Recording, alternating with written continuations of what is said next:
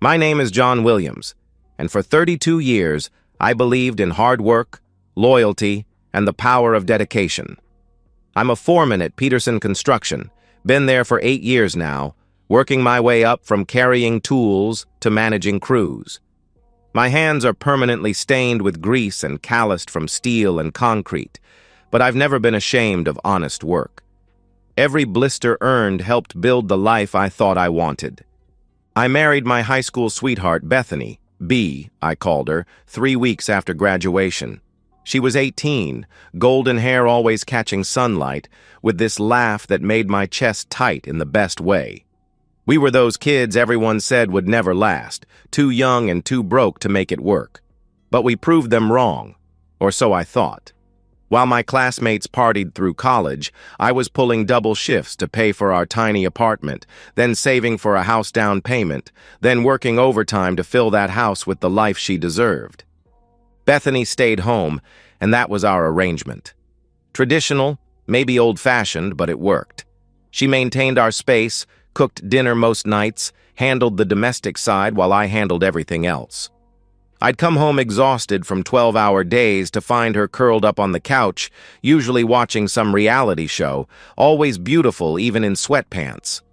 She'd smile and ask about my day, and I'd feel that same chest-tightening sensation from high school, grateful that she'd chosen to build this life with me.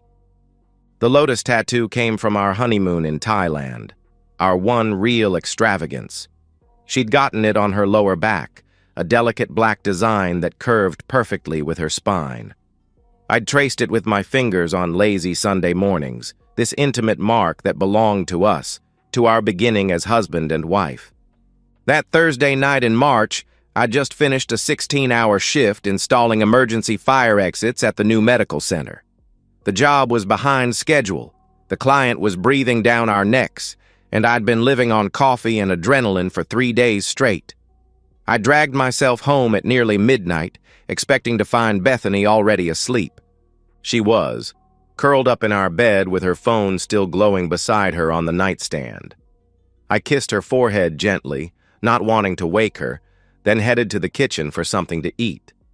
Leftover pizza straight from the box, standing at the counter in work clothes that smelled like sawdust and metal shavings. I'd been scrolling Reddit mindlessly, looking for something to shut off my brain before attempting sleep. Construction forums, funny videos, random threads, the usual digital white noise. Then I saw it. The post was in a local hookup subreddit I didn't even know existed. The thumbnail was small, but something about the angle, the lighting, made me stop scrolling. I clicked before my conscious mind caught up. Our bedroom. The cream-colored walls I'd painted myself, the vintage mirror she'd found at an estate sale, the reading lamp we'd bought together at Target. And there was Bethany, naked from behind, that lotus tattoo unmistakable, posting to a forum asking for discreet encounters while my husband works late. My phone fell from my hands, clattering against the kitchen counter. I stared at the black screen for what felt like hours, but was probably only seconds. Then I picked it up with shaking hands and looked again, hoping I'd imagined it, hoping it was someone else's bedroom, someone else's wife, someone else's entire world turning to ash. But there was the lotus, there was our bed, there was the woman I'd worked myself half to death to provide for, advertising herself to strangers on the internet. The post was 3 hours old. 3 hours. While I'd been installing safety equipment to keep people alive, she'd been in our bed, in our home, soliciting men online. The timestamp showed she'd posted it at 9:47 p.m., right around the time she'd texted me asking when I'd be home, telling me not to wake her because she was exhausted from cleaning all day. I read the post again, memorizing every word. She'd described herself as a lonely housewife whose husband was always working. She wanted someone young and energetic who could show her what she's been missing. The whole thing was written in a breathy, seductive tone I'd never heard from her in our entire marriage. The comments were worse. Dozens of men responding with explicit messages, describing what they wanted to do to her, where they wanted to meet, and there, buried in the thread, were her responses. Bethany, my wife, flirting back with enthusiasm I'd forgotten she possessed. My chest felt hollow, like someone had reached in and scooped out everything vital. I sat down heavily on one of our kitchen stools, the ones she'd picked out, that I'd assembled while she watched, and tried to process what I was seeing. Every late night I'd worked, every double shift, every time I'd come home exhausted and she'd already eaten dinner, already gone to bed, already made plans that didn't include me. How long had this been going on? How many men had she been talking to while I'd been breaking my back to keep us comfortable? I created a throwaway account. My fingers hovered over the keyboard for a long time before I started typing. I wrote, "Interested. Can you verify you're real?" I hit send before I could talk myself out of it. The response came faster than I'd expected.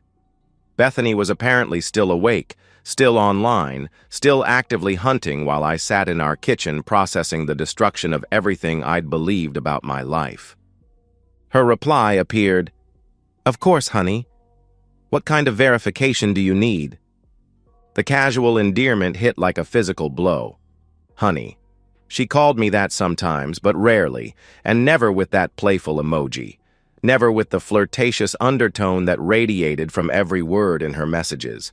I created a persona quickly, Jake, a divorced electrician from the next town over, successful enough to be interesting but discreet by necessity. Someone stable, someone who wouldn't complicate her life, someone exactly like the responses she'd been favorably replying to in her thread. I typed back, "Just want to make sure you're not a bot or some guy catfishing. Maybe another picture? Something that shows this is really you." The wait felt eternal. 3 dots appeared and disappeared several times. She was typing, then deleting, then typing again. Finally, another photo appeared. This one was different, more intimate. She was lying on our bed, our sheets, wearing the black lingerie I'd bought her for Valentine's Day. The lingerie she'd smiled at politely, kissed me on the cheek for, then apparently never worn. For me. But she'd worn it for Jake. For a stranger on the internet she'd been talking to for less than 10 minutes. She messaged, "Better? I don't usually do this, but something about your profile seems different. More mature." More mature. I almost laughed, except nothing about this situation was funny. I was her husband, the man who'd been mature enough to work himself into the ground to give her everything she'd ever asked for. But mature wasn't exciting, apparently. Mature was something that happened to other people while she looked for adventure online. We talked for hours that night. I stayed in the kitchen, listening to her breathe softly through the bedroom door, while she told Jake about her marriage, her loneliness, her desire for something more passionate than what she had at home. She wrote, "My husband is a good man, but he works so much. And when he's home, he's just tired. We barely connect anymore. I feel invisible." Invisible. I read the word 3 times, trying to process it. I'd been working 16-hour days to keep her comfortable, to pay for the house she'd wanted, the car she'd picked out, the lifestyle she'd grown accustomed to. I'd been doing everything I thought a good husband should do, and she felt invisible. I asked, "What are you looking for?" Her response came quickly. Excitement. Passion. Someone who wants to explore, you know? Someone who makes me feel desired instead of just convenient. Convenient. The word lodged in my throat like a stone. She told Jake about her fantasies, about positions and scenarios she'd never mentioned to me in 14 years of marriage. She described herself as adventurous, open-minded, eager to try new things with the right person. This was a woman I didn't recognize, speaking a language she'd never used with me. I finally asked, "When could we meet?" My heart was pounding so hard I was sure she'd hear it through the walls. She replied, "My husband works most Saturdays. Next weekend, maybe? Somewhere discreet, obviously. I've never done anything like this before." She was lying. The ease with which she navigated the conversation, the practiced way she deflected personal questions while maintaining intimacy, the casual mention of discretion. This wasn't her first time. Maybe not her first affair. I suggested a restaurant across town, near where her sister lived. Neutral territory, I explained, somewhere neither of us would run into people we knew. She agreed immediately, even seemed excited by the location choice. She promised, "I'll wear something special, something that shows I'm serious about this." I looked at the kitchen clock. 2:47 a.m. I'd been awake for nearly 24 hours, most of it spent watching my wife enthusiastically plan to cheat on me with a man who didn't exist. In the bedroom, she'd finally gone quiet, probably fallen asleep with her phone in her hand, dreaming about her upcoming adventure. I sat in the dark for another hour, staring at our conversation thread, memorizing every word. The woman in those messages wasn't someone I knew. She wasn't the girl I'd married, the quiet homebody who preferred Netflix to nightlife, who claimed to be too tired for much of anything lately. She was someone else entirely, someone who'd been hiding behind the face I'd been kissing goodnight for years. Saturday was 5 days away. 5 days to figure out exactly what I was going to do with this information, how I was going to handle the moment when Bethany realized that Jake wasn't a stranger at all. 5 days to decide what kind of man I was going to become. Friday morning, I called in sick for the first time in 2 years. Peterson wasn't happy about it. We had deadlines breathing down our necks, but I told him it was a family emergency. Not exactly a lie. The law office of Sarah, attorney at law, occupied the 3rd floor of a downtown building that had seen better decades. Her receptionist, a woman with steel gray hair and knowing eyes, led me to a conference room that smelled like coffee and determination. Sarah turned out to be nothing like I'd expected. Maybe 40, compact and sharp-edged, with the kind of direct stare that suggested she'd heard every story and seen every type of human wreckage that walked through her door. She said, gesturing to a chair across from her desk, "Mr. Williams, you mentioned adultery on the phone. What exactly are we dealing with?" I'd prepared for this conversation, but laying it out in clinical terms still felt surreal. I showed her the screenshots I'd taken, the original post, the subsequent conversation, the photos Bethany had sent to Jake. Sarah examined each image methodically, occasionally making notes on a legal pad. She said finally, "This is quite thorough. Most men in your situation come to me with suspicions and hurt feelings. You've got documentation."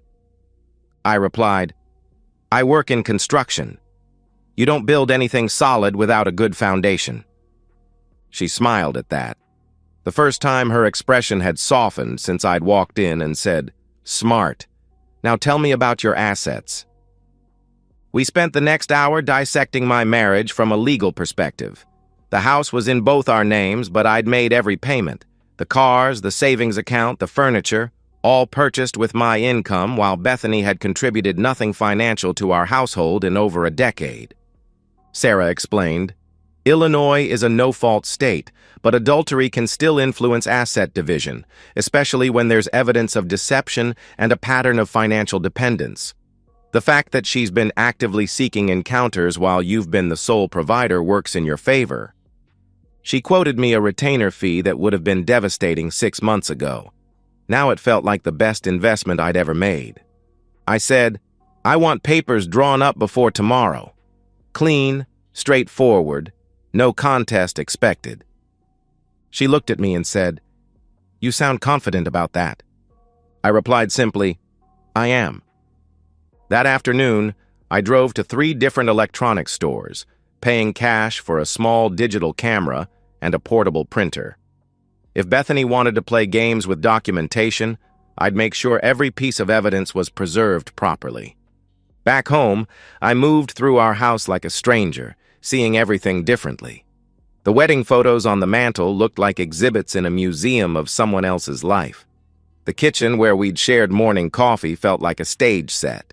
Even our bedroom, especially our bedroom, had transformed into a crime scene. Bethany was unusually chatty when she got home from whatever she'd been doing all day. She kissed my cheek, asked about work, mentioned she might visit her sister on Saturday. The lie rolled off her tongue so smoothly, I wondered how many others I'd missed over the years. I said casually, "That's nice. You haven't seen Linda in a while?" She replied easily, "Yeah, she's been asking me to come up for weeks. I thought I'd make a day of it, maybe do some shopping." Shopping. Right. She'd be shopping for a new life, assuming Jake turned out to be everything she was hoping for. I spent Friday evening in my workshop in the garage, organizing tools and trying to keep my hands busy. Bethany flitted around the house with unusual energy, doing laundry, cleaning bathrooms, even vacuuming the living room. She was preparing, getting everything perfect before her big adventure. Around 9, I heard the shower running upstairs.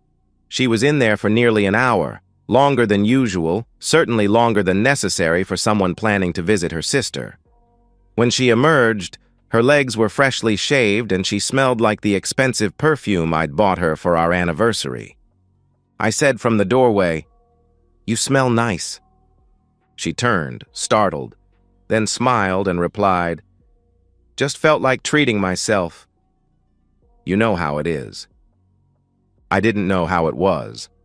I'd never known how it was to lie so effortlessly to someone I'd promised to love forever. Saturday morning arrived gray and cold, typical March weather that couldn't decide between winter and spring. Bethany was up early, moving around the house with purpose. She'd chosen her outfit carefully, a blue dress I'd never seen before, paired with heels that made her legs look longer. I commented, gesturing to the dress, "That's new." She replied without missing a beat, "Oh, this old thing? I've had it forever." Another lie. The tags were probably still in the trash from yesterday's shopping trip. She kissed me goodbye at the door, the same perfunctory peck she'd been giving me for months, and said, "I'll probably be back late. Linda wants to catch up properly." I replied, meaning it, "Drive safe." Whatever happened today, I didn't want her hurt. I just wanted her gone. I waited until her car disappeared around the corner, then got dressed myself.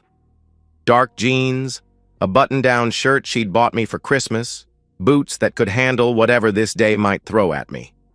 I looked like someone who'd already moved on, someone who wasn't devastated by betrayal but merely inconvenienced by necessary business. The restaurant was 45 minutes away in a strip mall near Linda's neighborhood. I'd chosen it specifically, close enough to make Bethany's lie even more obvious, public enough that she couldn't cause a scene, familiar enough that I'd be comfortable when comfortable was the last thing she'd be feeling. I arrived early, requested a table with a clear view of the entrance, and ordered coffee I didn't want while I waited for my wife to walk in expecting to meet her lover. The divorce papers were folded neatly in my jacket pocket, along with printed copies of every screenshot, every message, every piece of evidence that would make denial impossible. In 15 minutes, Bethany would discover that Jake wasn't real, that her husband wasn't stupid, that actions, even secret ones, especially secret ones, had consequences. In 15 minutes, both our lives would change forever. She walked in at exactly 2 p.m., and for a moment, I forgot to breathe. Bethany had transformed herself into someone I barely recognized. The blue dress clung to curves I'd stopped noticing in our daily routine. Her hair was styled differently, and she moved with a confidence I hadn't seen since high school. She looked beautiful, radiant even, in a way that made my chest ache with loss and rage. She was wearing the sapphire earrings I'd given her for Christmas. I watched her scan the restaurant, her eyes bright with nervous excitement. She checked her phone, probably looking for a message from Jake, wondering where he was, maybe getting cold feet. Her gaze swept past me twice before recognition hit. The change was instantaneous and devastating. The confident smile froze, then cracked, then disappeared entirely. Her face went through a series of expressions I'd never seen before: confusion, recognition, terror, and finally, a desperate calculation as she tried to figure out if there was any way to salvage this situation. There wasn't. I stood up slowly, made eye contact, and gestured to the empty chair across from me. I said quietly, "Hello, Bethany." She stood frozen in the entrance for what felt like an eternity. Other diners were starting to notice. A woman in a blue dress having some kind of breakdown near the hostess station. Finally, survival instinct kicked in and she walked over, each step looking like it took enormous effort. She stammered, "John, what are you, this isn't—" I said quietly, "Sit down." She sat, her hands shaking as she placed them on the table. Up close, I could see the careful makeup job, the subtle contouring, the shade of lipstick she'd never worn for me. She'd spent hours preparing for this moment, planning for an afternoon of passion with a stranger, and now she was staring at her husband instead. She said, confused, "How did you— I don't understand what's happening." I pulled out my phone, opened the Reddit app, and showed her our conversation thread. Her eyes went wide, then wider, as she scrolled through messages she'd thought were private, intimate exchanges with someone who didn't exist. I explained, "Jake's not real. Jake is me. Every message you sent, every photo, every plan you made, you were talking to your husband." The color drained from her face completely. She pleaded, "John, please, I can explain." I cut her off. "Explain what? That you've been advertising yourself online while I worked 16-hour days to support us? That you've been planning to cheat on me in the bed I paid for with money I earned breaking my back for 14 years? She started crying then, but they weren't the tears of someone genuinely remorseful. They were the tears of someone who'd been caught, someone who was searching desperately for an angle, a way to turn this around. She whispered, "It wasn't real. It was just fantasy. Just online stuff. I never would have actually—" I pointed out, "You're here. You got dressed up, you lied about visiting your sister, you drove 40 minutes to meet a stranger for sex. Which part of that wasn't real?" I pulled the divorce papers from my jacket and slid them across the table, saying, "I've already filed these. You have 30 days to contest, but I wouldn't recommend it." She stared at the papers like they were written in a foreign language and said desperately, "John, we can work this out. We can go to counseling. We can—" I said simply, "I don't want to work it out." The finality in my voice seemed to hit her harder than anything else I'd said. She looked up at me with an expression I'd never seen before. Panic, real panic, as she realized I wasn't here to fight for our marriage or demand explanations or give her a chance to make it right. I was here to end it. She said frantically, "You can't just throw away 14 years because of some stupid mistake." I replied, "This wasn't a mistake. This was a choice, multiple choices over what I'm guessing was months or years. The only mistake was mine, thinking I knew who I married."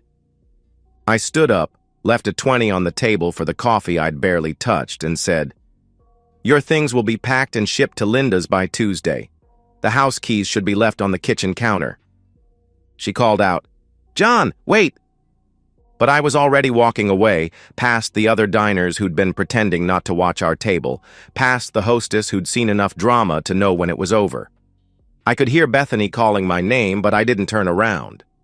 Outside, the March air felt clean and sharp in my lungs. I drove home slowly, taking the long way, letting the reality settle into my bones. By the time I pulled into our driveway, my driveway now, I felt something I hadn't experienced in years. Peace. The house felt different immediately, not empty. Bethany's physical presence had become so minimal over the years that her absence wasn't a shock. It felt clean, honest, like a space where I could finally exhale without wondering what lies were being told in the next room. I packed her belongings methodically over the next 2 days. Clothes, toiletries, the romance novels she'd collected but never seemed to read, photo albums from a marriage that had apparently been a performance. I found things I'd forgotten she owned, gifts from me that had been shoved in drawers, unused and clearly unwanted. The divorce proceeded exactly as Sarah had predicted. Bethany never contested the papers, never tried to claim assets she hadn't earned, never even attempted to contact me after that day in the restaurant. Linda called once, crying, apologizing for something she hadn't done and couldn't control. I told her she was welcome to visit any time. I'd always liked Bethany's sister, and her loyalty to family didn't change the fact that her sister had destroyed ours. The house felt larger without the constant undercurrent of tension I hadn't realized I'd been living with. I started cooking again, really cooking, instead of grabbing fast food between shifts. I bought groceries based on what I wanted to eat, not what someone else might tolerate. I watched movies I actually enjoyed instead of background noise for someone else's disinterest. Work became something different, too. I'd been using overtime as an escape from a home that had stopped feeling like home, but now I had a reason to come back each evening. My own space, arranged exactly how I wanted it, occupied by someone who wasn't performing happiness for an audience of one. The guys at work noticed the change, though most were tactful enough not to ask directly. Peterson pulled me aside after a few weeks, wanting to make sure I was handling whatever family emergency had kept me out that Friday. I told him, "I'm handling it fine. Better than fine, actually." He nodded, the kind of understanding that comes from experience with life's curveballs, and said, "Good man. Take care of yourself." I started sleeping better than I had in years. No more lying awake wondering why Bethany seemed so distant, why conversations felt forced, why intimacy had become a scheduled obligation rather than genuine connection. No more subconscious stress from living with someone who was fundamentally dishonest about who she was and what she wanted. 3 months after the divorce was finalized, I got a text from a number I didn't recognize. It was Bethany, using a new phone, asking if we could talk. I read the message twice, then deleted it without responding. There was nothing left to say. Some evenings, I sit on the porch I built with my own hands, drinking beer I bought with money I earned, in a house that's finally, completely mine. I think about those 14 years sometimes, but not with regret. They taught me something valuable about the difference between being wanted and being needed, between love and convenience, between building a life and simply maintaining one. I'd worked myself half to death trying to provide for someone who saw my dedication as a weakness to exploit rather than a strength to appreciate.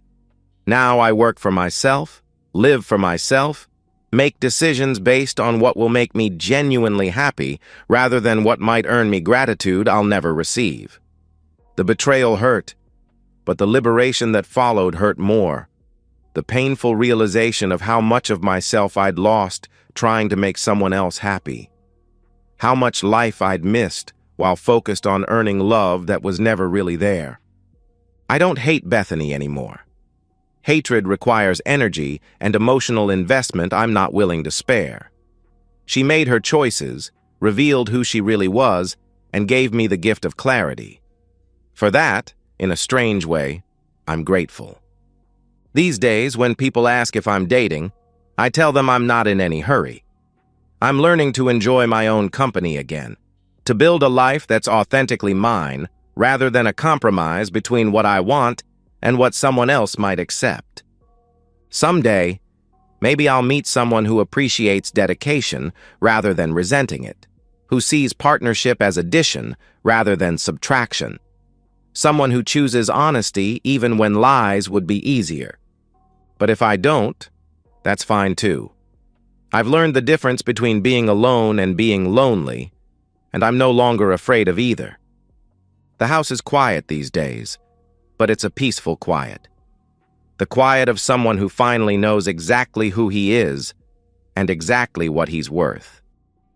And so, we've reached the end of today's story. Was it what you expected, or did it take a twist you didn't see coming? I'm curious to hear your thoughts. Share them in the comments below, and let's get a conversation going. If this story kept you hooked, make sure to hit that like button. And if you're new here or just haven't subscribed yet, now's the perfect time to join our community. I bring you fresh, captivating stories every day, So click that subscribe button and turn on notifications so you never miss out. Thanks for watching, and I'll see you in the next one.